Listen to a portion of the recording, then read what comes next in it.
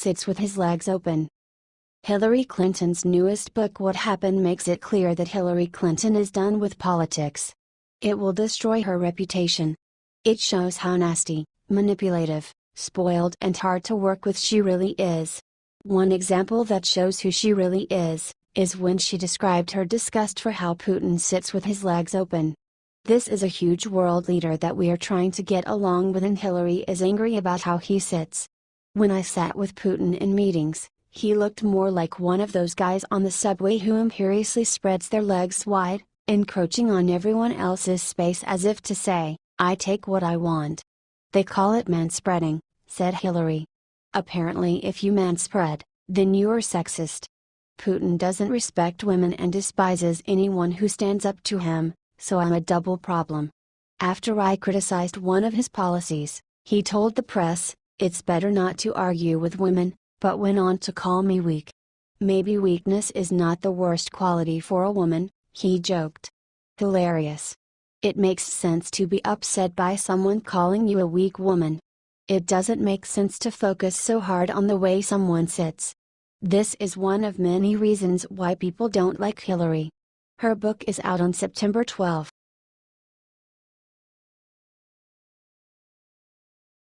Another rhino governor just made his state a sanctuary state for dreamer illegals. Republican President Donald Trump had the guts to overturn former President Obama's DACA executive order, despite the protests of some Republican members of Congress like House Speaker Paul Ryan. Now Trump is getting pushback from another unlikely source, Republican governors. Ohio Governor John Kasich, who many believe intends to run against Trump as a moderate in 2020, just told illegal immigrants to come to Ohio. Kasich was recently joined by Republican Illinois Governor Bruce Weiner, who clearly feels that he needs to cater to his blue state's liberal electorate if he wants to get re-elected. Weiner faced a great deal of pressure to help illegal immigrants from Obama's former chief of staff Rahm Emanuel, who is now Chicago's mayor. Governor Weiner just signed the Democrats' Illinois Trust Act into law. The Trust Act makes it so that the state of Illinois will no longer comply with Immigration and Customs Enforcement's detainers unless they have a criminal warrant. Wrote left-wing organizations the National Immigrant Justice Center, Illinois Coalition for Immigrant and Refugee Rights and Asian Americans Advancing Justice in a joint statement. This bill will provide an unprecedented level of protection for Illinois' 500,000 undocumented residents who could otherwise enter the deportation pipeline through any simple interaction with police, including a traffic violation or a call to report a crime. Why is this rhino governor helping illegals when so many Americans need help?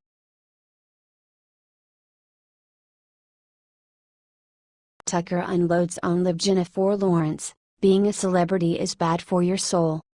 One of the weirdest comments any liberal has made yet about the current crop of deadly hurricanes has come from American Hustle and the Hunger Games star, who actually blamed President Donald Trump and everybody who voted for him for the storms.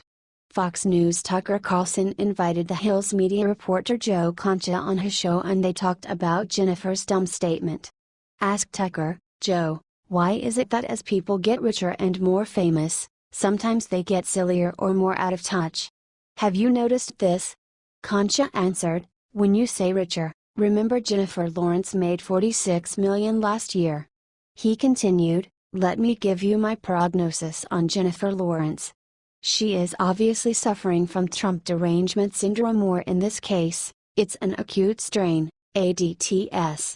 And this is a situation where apparently side effects include blaming a sitting president for hurricanes hitting the U.S. mainland during the hurricane season. Said Tucker, you got to kind of wonder though about the press coverage here. I mean, here you have one of the most famous actresses in the world on the eve of what looks like a catastrophe using the storm and the impending human suffering to make a really stupid political statement. You'd think like the press would jump on her, did they? Joe answered, snarkily, no, you don't see really any coverage outside of any conservative blogs on this because again, you get passes in these situations and I think you have to have empathy for Jennifer Lawrence when you could relate to somebody and feel sorry for them. And look, we could all relate, too. Added Tucker, being a celebrity is bad for your soul. Have you noticed that? Jennifer Lawrence is not the only celebrity taking politics in a weird direction though. Do you agree with Tucker and Joe about Jennifer's stupid statement? Watch below.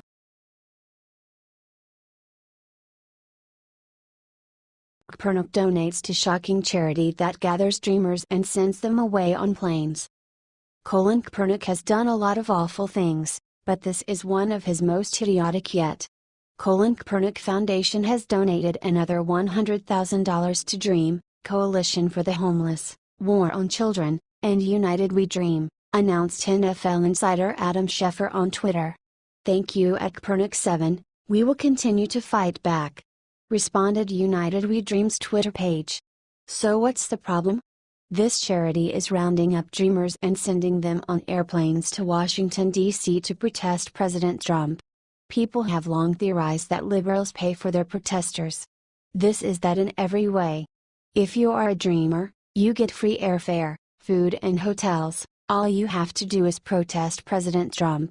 According to their website, Kopernik's money is going to be used for addressing the inequities and obstacles faced by immigrant youth. Over 100,000 members. Current focus: organize and work for immigrant children to keep DACA in force. $10K for upcoming travel. Air, hotel, lodging, and ground transportation. United We Dream recently held an event in Washington, D.C. and sent 300 dreamers to lobby to keep DACA. This budget will pay for 7,500 attendees for a similar rally upcoming, says the website. $10K for series of upcoming local gatherings in NY, Court, TX, FL, NM. Facilities rent and security, transportation, food, technology. $5K for text service for the network of over 100,000 members, they write.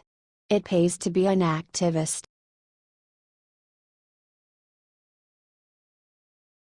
Eric Bolling finally broke his silence about his son's death. Will you pray for him? It has been a gut-wrenching past few days for former beloved Fox News host Eric Bolling. He first learned this past week that he had been fired by executives at Fox News who claimed that he was a sexual harasser.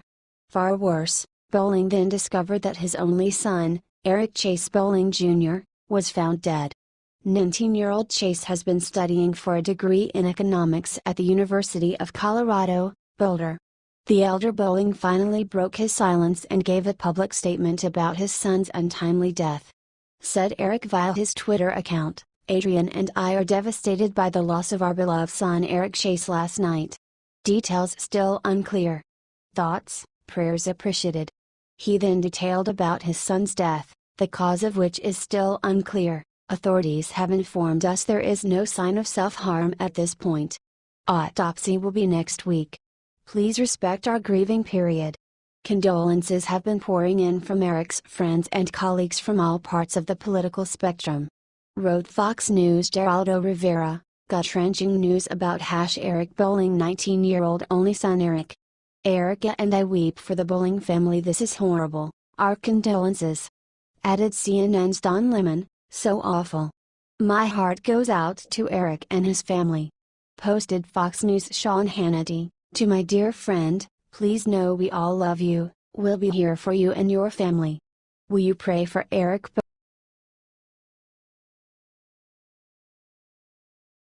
Whoopi just claimed we will never know why Hillary didn't win the election. Despite the fact that the most recent presidential election occurred nearly a year ago, the liberal hosts at ABC's political talk show The View are still discussing the election's outcome as though it was a brand new piece of news that they haven't been able to process yet.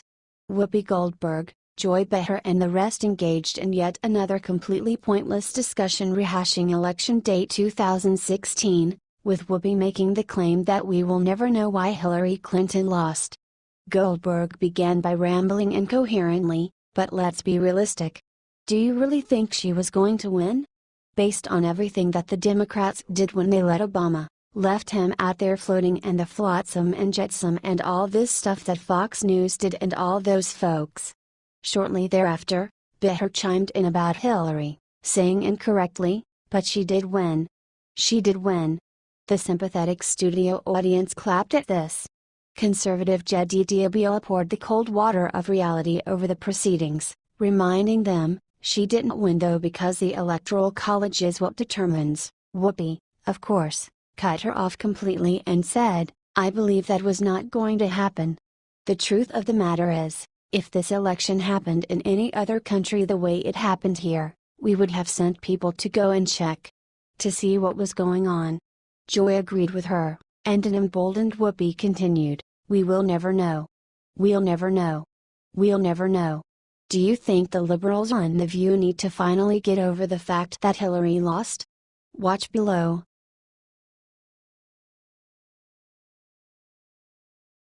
The underage girl that Anthony Weiner was sexting shows her face for the first time. People are surprised.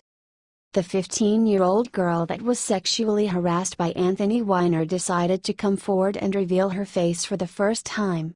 And people are surprised. She told her side of the story. Although she showed her face, she kept her name a secret. I just sent him a nice message, hello, I'm a huge fan, she said. How soon after did he respond? Asked Inside Edition's Diana McInerney in an interview. Minutes, she responded. She went on to explain that his closeness to Hillary Clinton is what attracted her to him. I knew that Hillary Clinton would be running for president in the year 2016. I wanted to see if Anthony was still up to the same antics, she said. She went on to describe how he immediately tried to make the relationship sexual. He called me attractive, she said. Other messages he sent her included, you are kinda gorgeous, your body is pretty insane, and I thought about you this AM. There were many others that Insider Edition said were too inappropriate to show. I knew that it was going downhill really fast, she said. Then Weiner started to send her shirtless pictures. I was disgusted. That's part of the reason I came forward, she said. The full interview airs on Monday. But you can check out the preview below.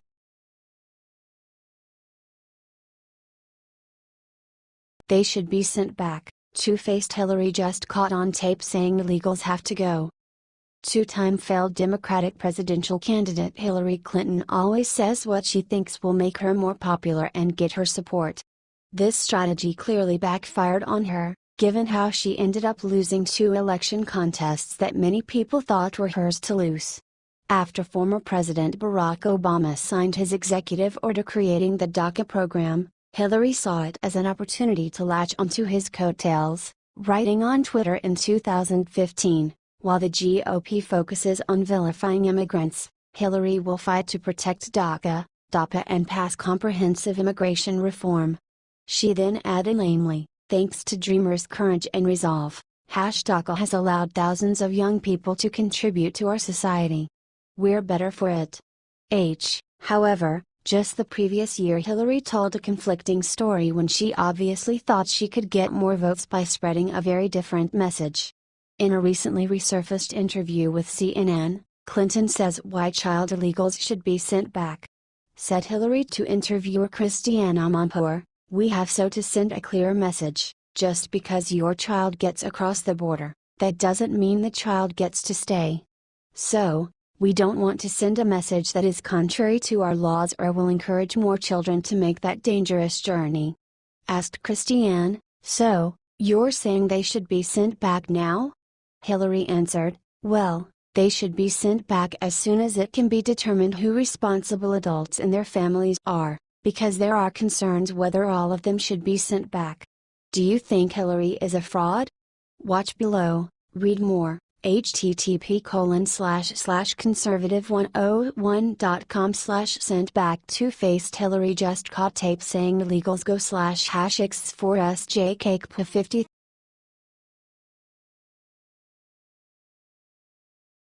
Tucker Carlson eviscerates Jennifer Lawrence for blaming hurricanes on President Trump. Hollywood actress Jennifer Lawrence tried to blame Hurricanes Irma and Harvey on President Trump. It is proven through science that human activity, the climate change is due to human activity and we continue to ignore it, and the only voice that we really have is through voting. And we voted and it was really startling, said Lawrence. Tucker Carlson demolished Lawrence for this. You got to kind of wonder though about the press coverage here. I mean, Here you have one of the most famous actresses in the world on the eve of what looks like a catastrophe, using the storm in the impending human suffering to make a really stupid political statement. You'd think like the press would jump on her, did they? Tucker Carlson asked to his guest Joe Concha. No, you don't see really any coverage outside of any conservative blogs on this because again, you get passes in these situations, and I think you have to have empathy for Jennifer Lawrence when you could relate to somebody and feel sorry for them. And look, we could all relate too, said Concha.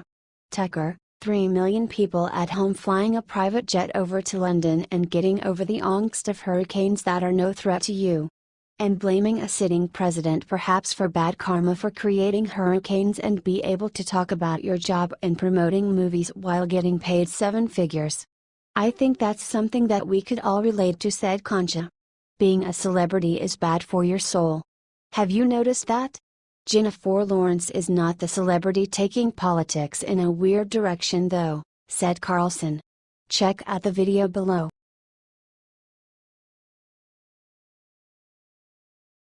GOP lawmaker exposes message sent to him from pro-abortion activists with a disgusting surprise.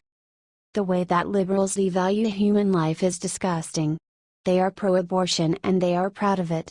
At the same time they try to act like they are the caring ones, by doing things such as fighting for people who came here illegally to be able to get away with their crimes. A group of Planned Parenthood supporters sent Republican Representative Larry Bugshaw a pro-abortion care package. And what was inside was disgusting. The package tried to argue for aborting babies by using puns and making jokes. There was a bag at the candy Sour Patch Kids. Kids are sweet, but forced birth leaves a sour taste, it says on the candy bar. There was also a bag full of erasers that says you can never erase your votes. Bugshaw posted a photo of the letter and wrote an angry reply. This is a package Planned Parenthood advocates delivered to my tarot office yesterday. It's a shocking and disgusting attempt to devalue human life. Regardless of your views on the issue, how can anyone defend this sickening and callous disregard for the sanctity of human life? He wrote. Kylie Carruthers from the National Organization for Women Tarot, Indiana took credit for the letter. The Sour Patch Kids, the most callous, shocking and disgusting item, were my idea. I love candy. They certainly caused a reaction, she proudly wrote. Check out Bugshaw's post below.